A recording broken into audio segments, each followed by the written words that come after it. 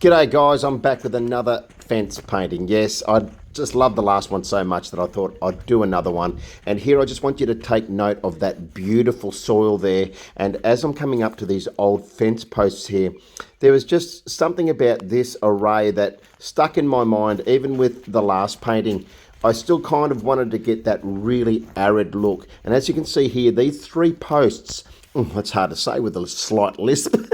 Anyway, I decided to amalgamate these two photos or images into the one so that when it came down to it, I could get that real desert outback look that I was hoping to get. Okay, we're back with another quick little fence painting. It's going to be really arid, this particular painting.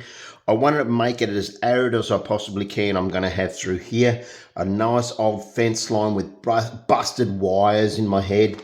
Over here it's going to be all burnt siennas, raw siennas and yellow ochre. Some really nice white looking desert sort of just drifting off into that horizon line out to a nice, very pale blue sky, which will be again my lovely cerulean blue. I'm going to put a big fence, like an old post here, maybe another one there, just receding off into the distance. Want broken strainer wires, rusty. This is the vision. Let's see if, let's just see what comes together from it all.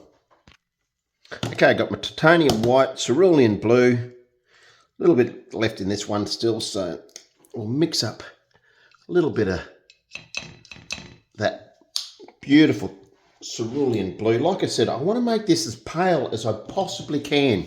So as you can see, probably not the best example, but as you can see, that really light pale blue sky. And even there, it is a little too vibrant for what I'm after. So I'm going to add again some white down the back, away from the, sorry, not down the back, away from the cerulean blue there.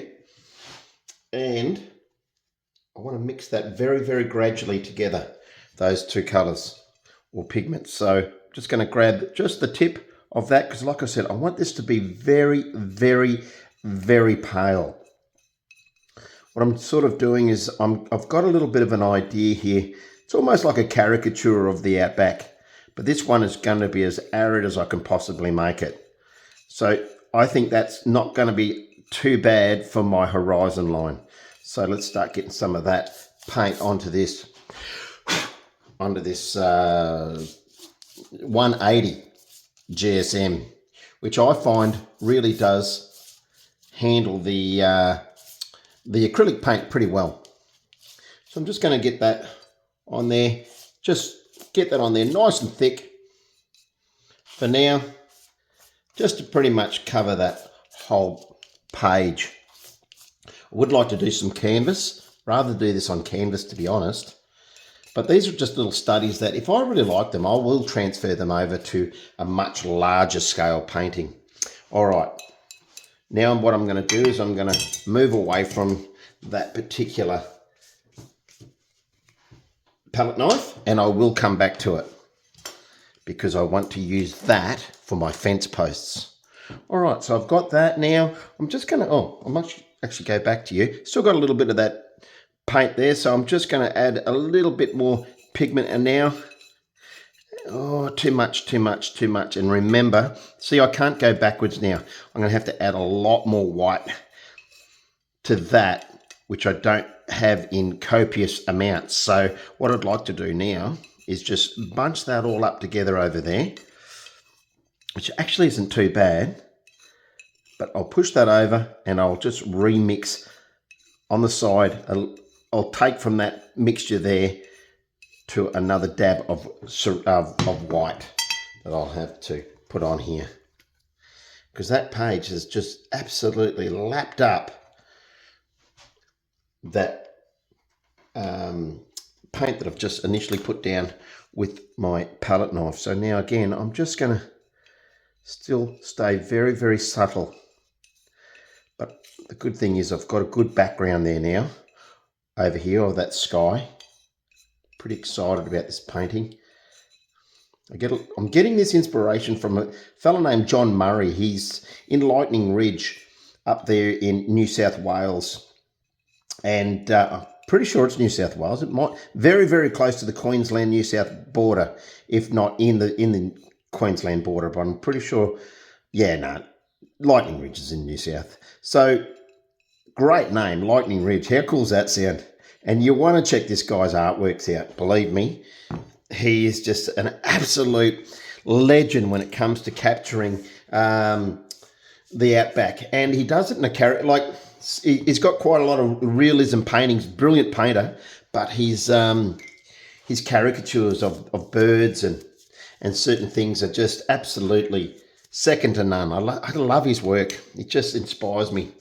Now, so John Murray, check him out if you get a chance.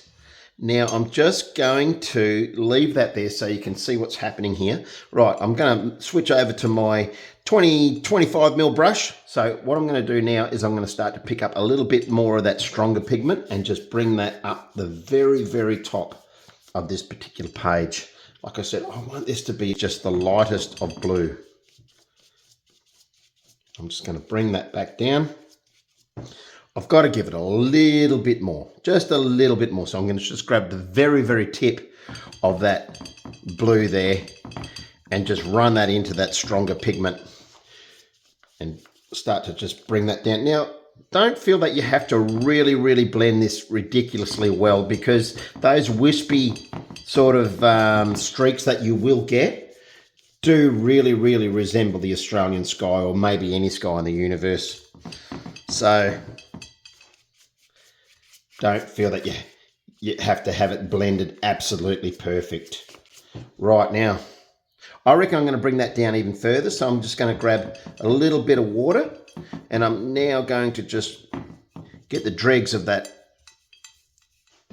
paint that I've got on the palette there. All right, I want to go a little wider. That'll be as wide as I possibly can. Right, and I'll just bring that back up through. And just it will dry a little dry. It will still dry pale. So once that goes off or dries, that will actually be quite pale. I'm just going to grab the tiniest little bit of water, a little bit more pigment up there, and start to bring that down through. Beautiful, beautiful.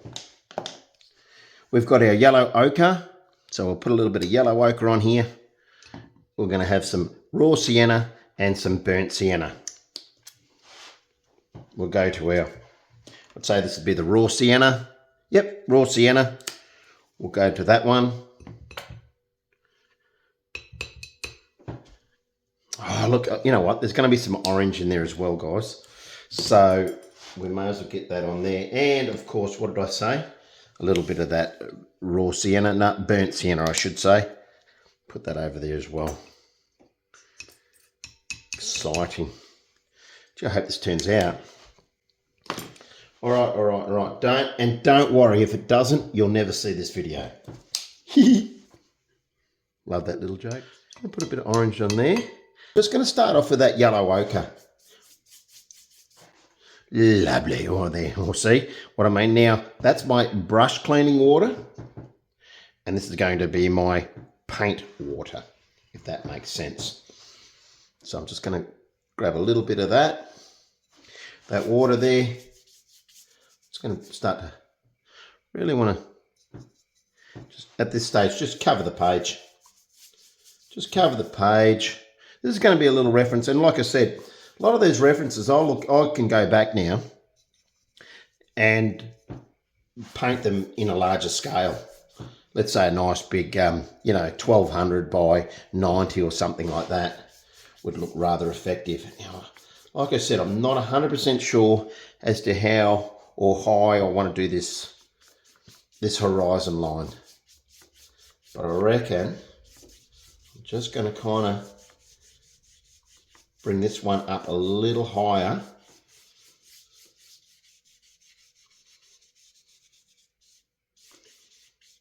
Yes, like that.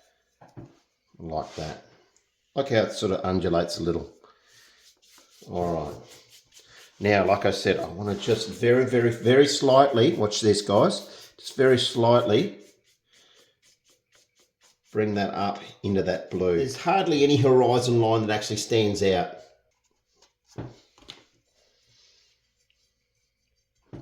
Just going to jump in there with a little bit of that titanium white. Just going to start to bring that up in. Yeah, like that. Nice. This is unfortunately separating a little the bristles on this because it's been wet, but we will get there. I'm just going to mix a little bit of that white into that yellow ochre. Trying to get better at speaking while I'm painting. I get carried away and start to look at what I'm doing, and then I forget I'm halfway through a sentence that I'm telling you how I go about my process. Now, this is just my process. I believe, I'm a strong believer in you finding your own process. I personally don't think there's right or wrongs to any artwork. I guess what really makes an artwork any good is that regardless of your process, that you've got a great end result. You might get there totally different to the way I do, and that's your own learning curve. Right, as you've seen there, I've just gone into the raw sienna, and now I'm just also adding a little bit of that burnt sienna.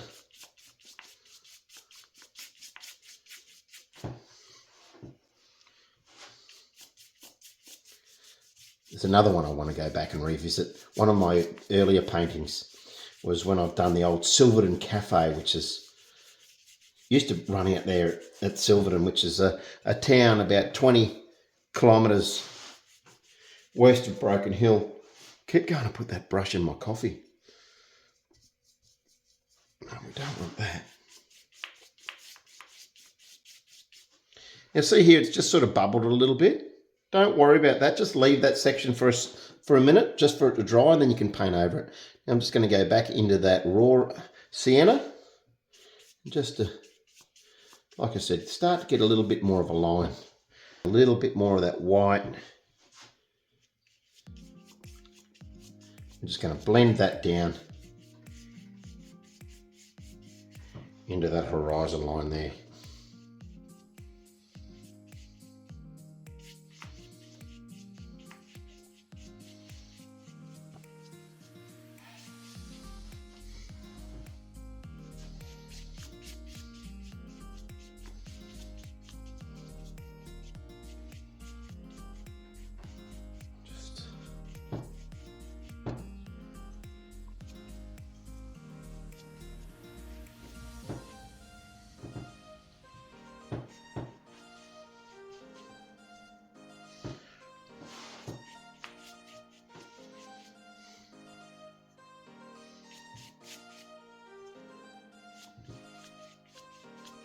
I want to blend them anymore. I'll just let that dry for a bit, which usually only takes about 5 minutes. All right, it hasn't been too long, still a little wet.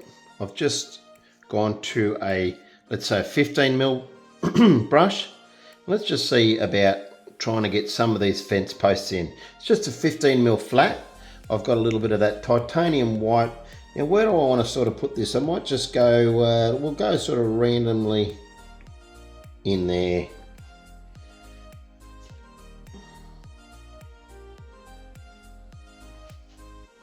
I reckon.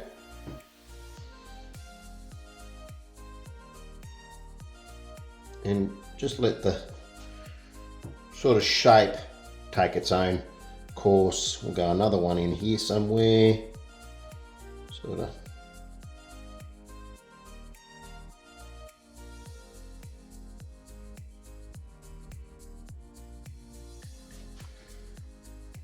Another one down the back here. I'll go up a bit higher with you.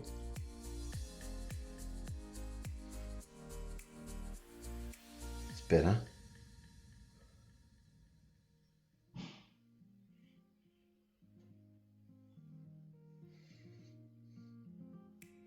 Or if you just stick to those three, I think that's good enough.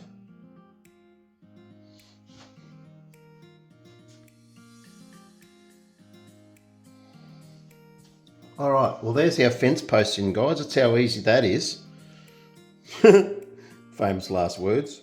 I go over to my little spatula or my little palette knife over here. I'm just going to start to get some interest happening through here.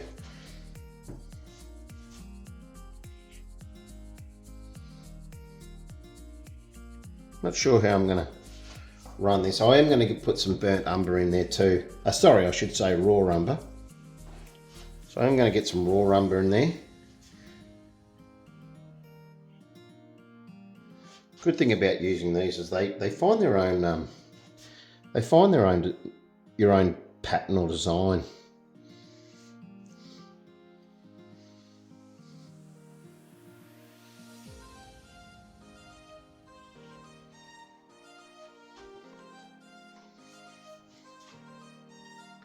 Makes it fun too. You don't know how it's going to turn out, so it makes it fairly random. Fair bit of that white on there.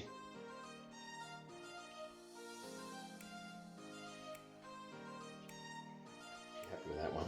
Okay, so what I'm going to do while I'm waiting on that sort of stuff to dry, so I'll start to move around with another little 10mm flat brush. I'm just going to start to put a little bit more interest at the bottom of these posts.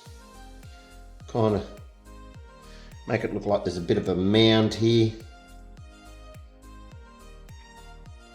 Get some shadows happening. Not sure if I'm going to have the sun coming this way or I'm going to have the sun going that way. We'll see. Stay tuned. Hey, don't forget to subscribe and like. I really want your company. I really enjoy you guys watching me. Kind of liking how that's building up there. So as you can see, I'm just going in here between the burnt sienna and the orange.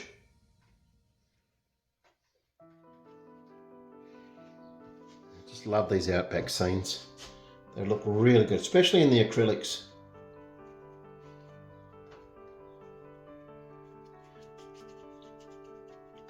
Now you'll notice now that that white paint is tending to get these wisps of like I said, that arid sort of salty look that goes throughout that Outback, probably because of the Artesian Basin.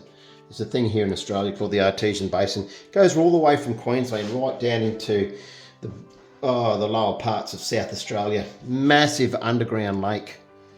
It's just the Artesian Basin. Probably, don't quote me on it, but it's probably anywhere from 8 foot to 30 foot below the ground surface. And it's just, yeah, it's where we get all our bore water and things like that. Very, very, very, very salty. Very hard, that water. But having said that, it's water nonetheless, which is absolutely precious out here.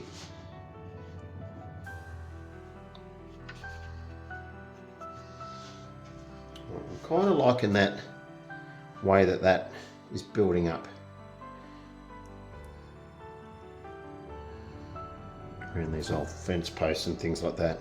A lot of these old fence posts out here pretty much petrify through the sun and the weather in no time at all. They almost become rock solid. Just going to use a little bit more of that. And under here. These fence posts have dried enough. So I'm just going to see if I can get some interest happening here.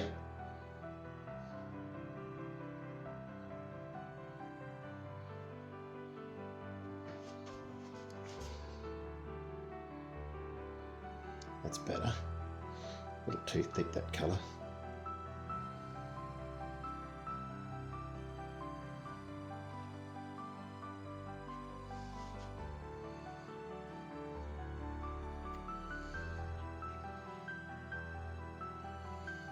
See if I can lighten that off a little bit. That's why I love using the palette knife for this, because it just makes its own design. Just lighten that off a little bit, bring that through. A little eye hole that I was going to put the screw, that I was going to put the rusty old wire through. Pick up a little bit of that burnt sienna.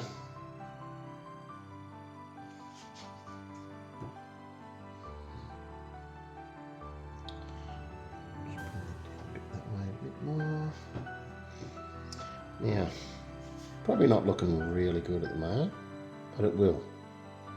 I'll have to play around with it a little bit with the brush. Wet, I might just see if I can bring that back up through there a little bit.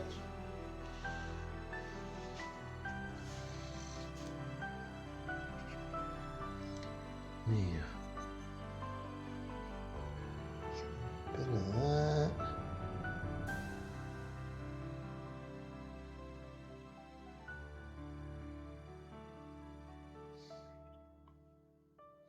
So where are we going to go, guys? This way? The shadow?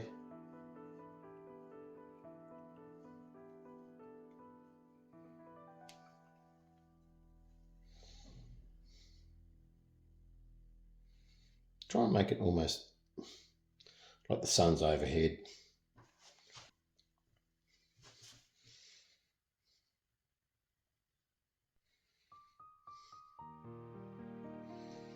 If that's the case, we'll put a lot more white down this side of the post. I'll just let that dry off a bit. I've got some nice sort of runners designs there. So we'll put the under, that'll be light on that side, that'll be dark on there, and you just kind of work out where you want your sun to go. Make it like it's almost overhead, hey?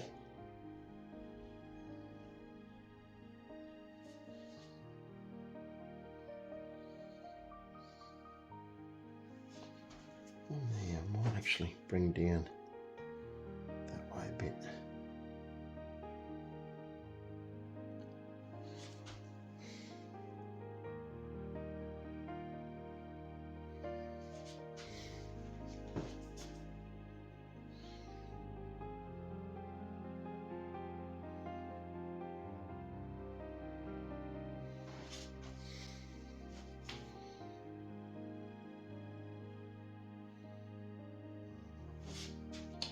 To get more detailed, may as well use the tools that are at our disposal. I'm going to come in here and just dab in under there. Get it like that kind of, the way that's curved out. I love how they get these random sort of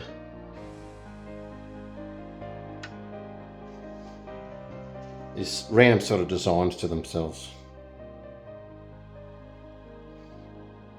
Okay, I'm just going to jump in here real quick, guys. I'm just going to explain that I'm starting to paint in the old strainer wires. I'm going to try and give them a real rusty look, which I'll explain as I get into it.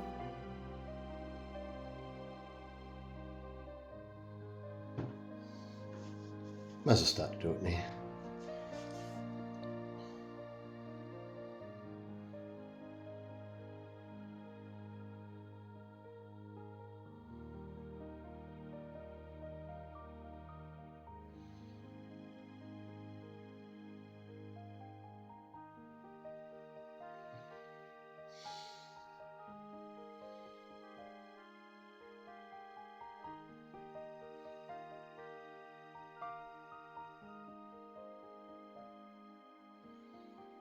You see I've just used the side of that brush. So there's one of the wires. Bring another one through here, I reckon.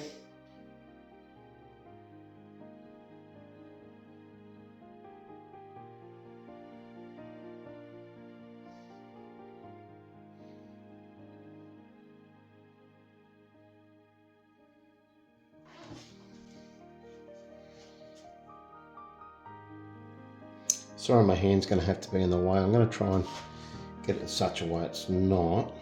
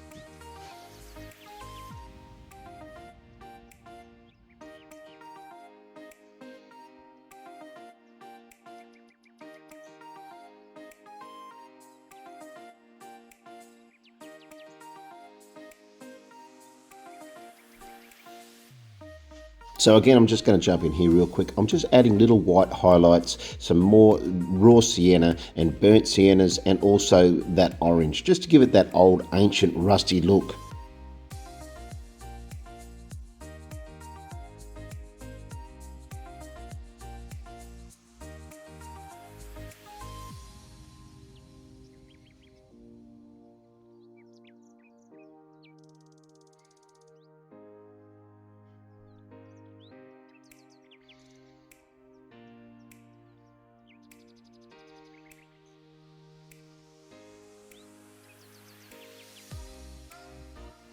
Oakley on the Doakley. Now let's get this happening again. What I'm going to do, I've just cleaned off my palette and I'm going to start to put in some rocks.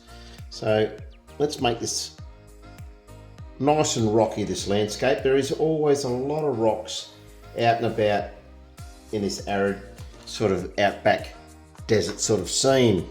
So now what I'm going to do is make up some very, very light coloured, almost like an antique white in the Matisse range, but because I don't have any of that here, I'm going to have to make up my own, which I can do by adding a little bit of that titanium white and my yellow ochre, which I happen to have here. So I'll get a little bit of that, whack it over there, close that off, find my little spatula. Now what we want to do is, again, very, very subtly introduce that yellow ochre into that titanium white. So we really want to have more of just a little bit off-white color, really, because we don't really want that overbearing pigment, but we don't want them to be that stark on the page either. So as you can see, that's probably enough. And now what I have to do is add some water. Now what we're going to do is get this nice and runny so I don't spill water all over my lovely little outback post scene there, or landscape. I'm going to start to just bring these over and turn that into a slurry. Don't want to add that much water that it just becomes that translucent, that once it hits the page it's virtually see-through. But we do want to make sure that we can flick this onto the page so that it lands onto the canvas, or page in this case, nice and randomly. That'll give us that real random sort of stone look.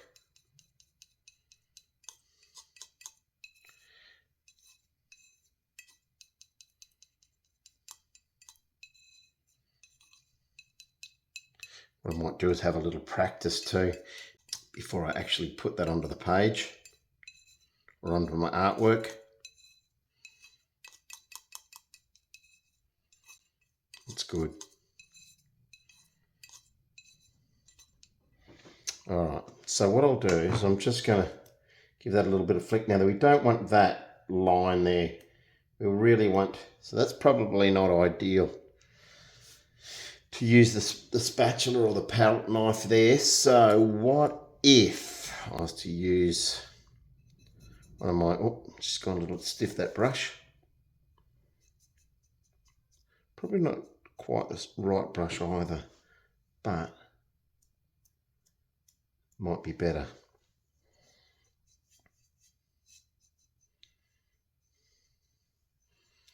Now I'll load that up nicely.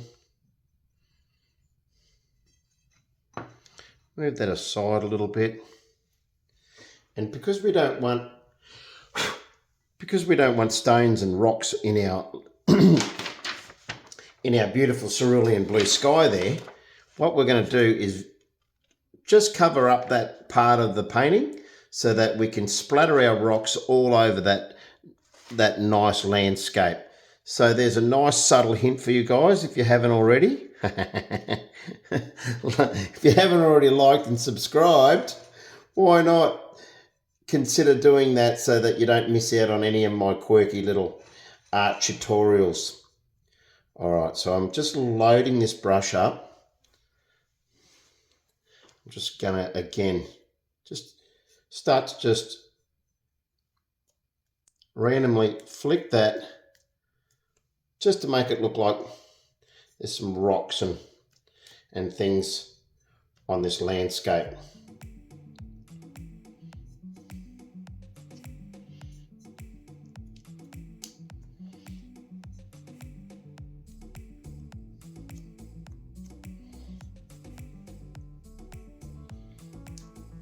See if I can get some bigger blobs in over here.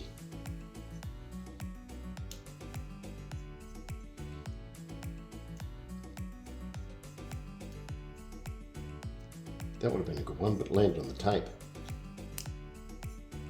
All right, I'm kind of liking that. I'll just see if I can get a few more in there.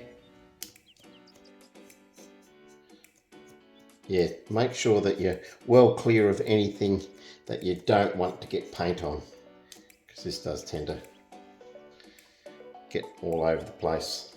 All right, I'll take my subtle little hint away. Very subtle.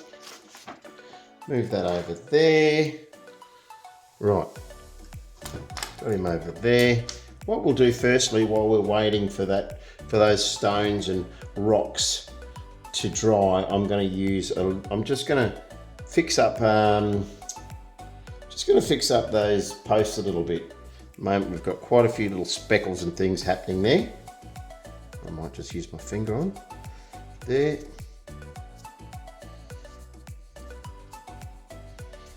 And just start to grab a little bit more of that raw umber if I can find it. Where have I put that? Oop. I promise you it's the paint.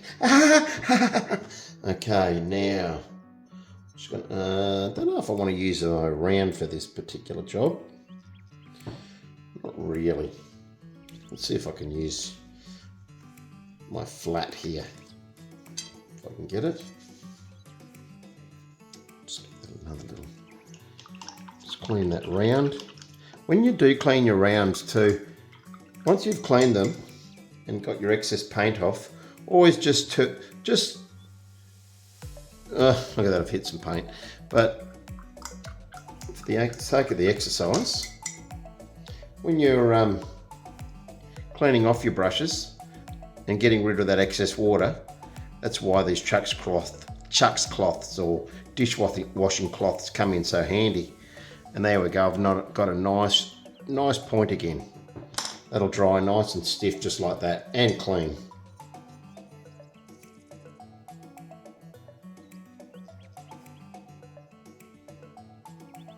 And we'll just make some of these little dots and things disappear in their shadows. I don't mind having a few in there.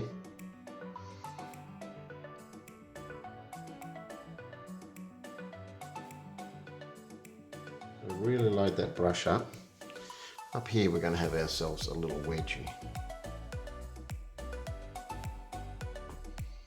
Over there.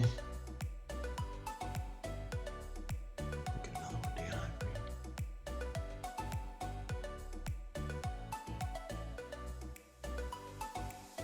Oh, paint doesn't want to come off the brush. Isn't that annoying?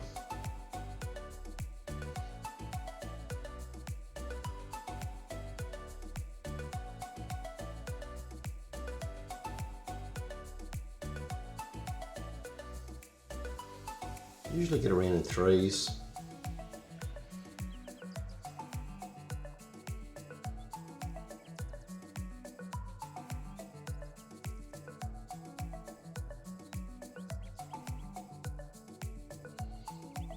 There we go. 3 wedge-tail eagles circling on the eddies.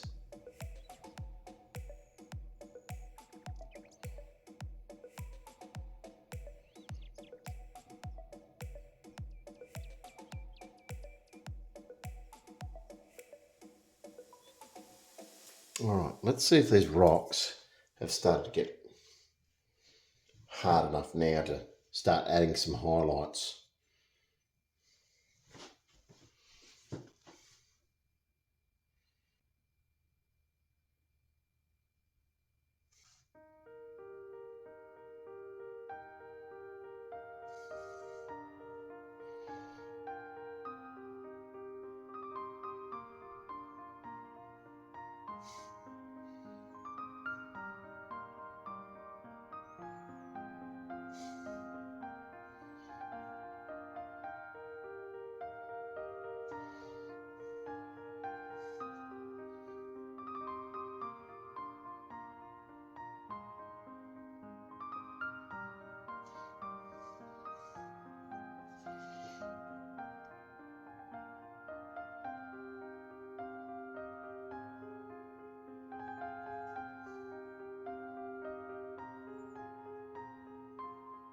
You're not going to get every one of them. You don't really have to. But... Now remember these were just random splatters. I'll see if I can get in a little bit closer.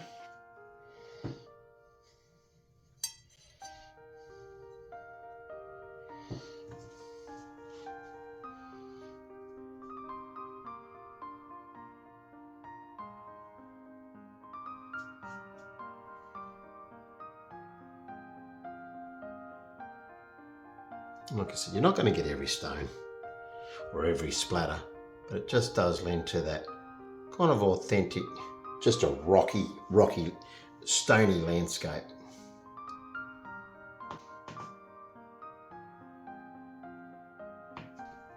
Move over here a little.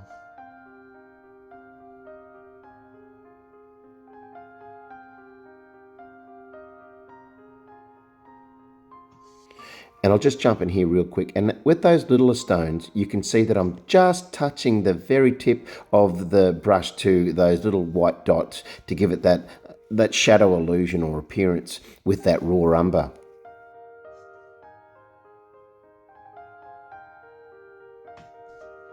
All right, that was fun.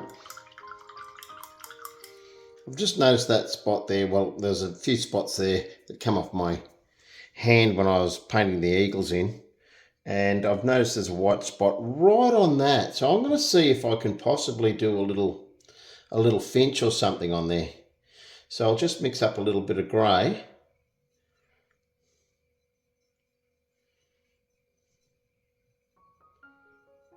And just see if we can do something with it. Just happens to be right on that fence line there. So just see if I can possibly turn that into a little finch. Give it that subtle look.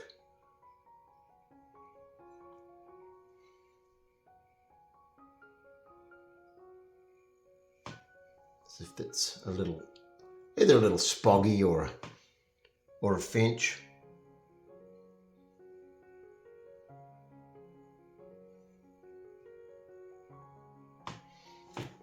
Sitting over there. One lone little birdie.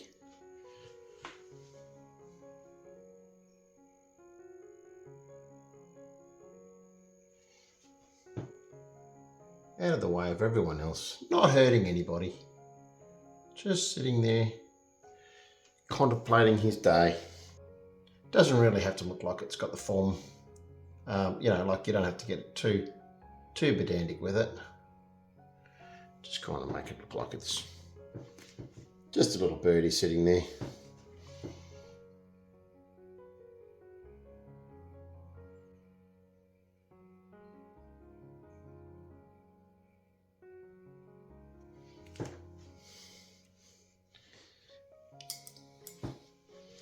And again now, I'm just going to try a little bit of that orange again, and hopefully the brush is dry.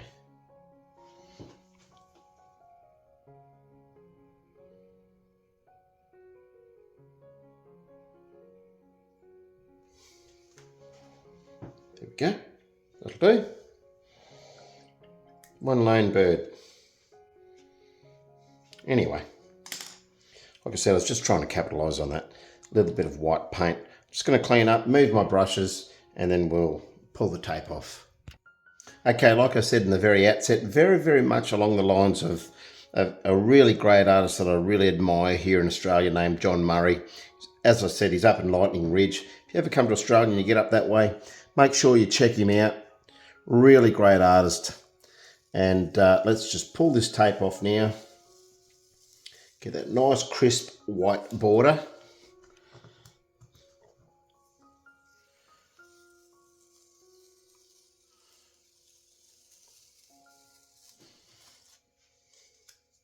This is why I like painting in right over the tape, because it just makes it look like the painting is you know, like you're cutting off little bits of the artwork, but it really does give it that authentic look.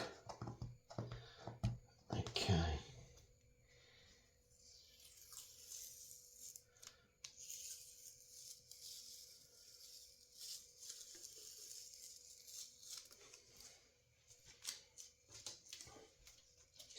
Now, if this was a John Murray, he'd have beautiful little birds, little those, you get these out in the outback, you get all these little green budgerigars, and they flock in their little flocks.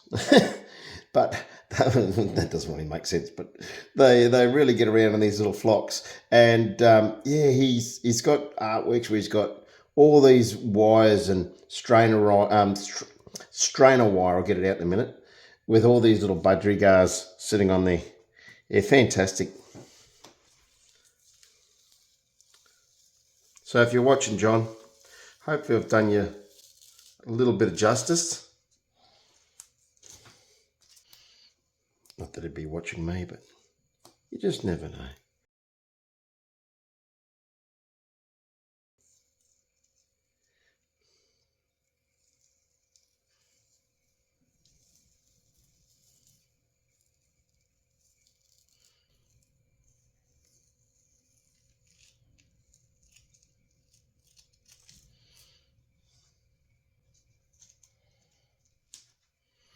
And there we have it.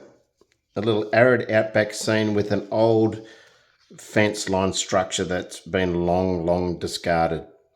So from just using the spatula to be able to get some of these posts in, right down to just using the spatula again or the palette knife to be able to get that nice red earth with those yellow ochres, burnt siennas and raw sienna. It does tend to just give it that nice authentic desert look.